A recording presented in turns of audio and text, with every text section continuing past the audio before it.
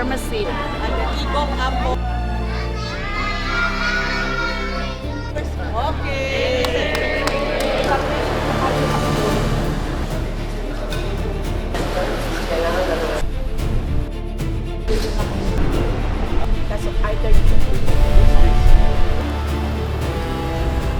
We need to build more facilities such as this and strengthen our infrastructure so that we support tourism even more strongly.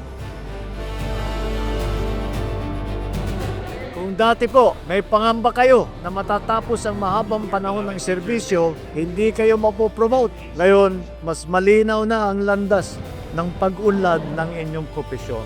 Lahat ng kailangan nila, nandito na. Hindi na sila kailangan pumila ng mahaba. Buong puso ko magpapasalamat sa ating Pangulo sa binigay niyang tulong dito sa Visayas.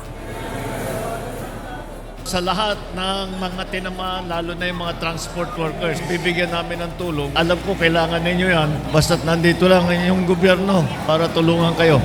This administration has vowed to broaden opportunities for women, ensuring that you are heard, respected, and empowered in society.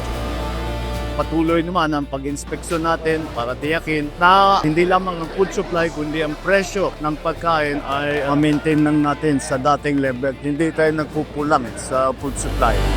Ito ay isa sa mga innovation na in-explore ng departamento para mapabilis ang pagpatayo ng classroom. Dahil sa malaking kakulangan ng classroom, naghahanap talaga kami ng paraan upang masolusyonan, and ito ay isang paraan.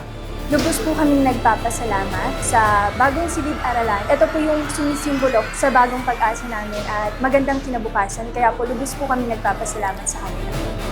Sa magigiting na kababaihan at kalalakihan ng hukbong katihan ng Pilipinas, maraming salamat sa inyong tapat at walang sawang paglilingkod sa kapwa at sa bansa.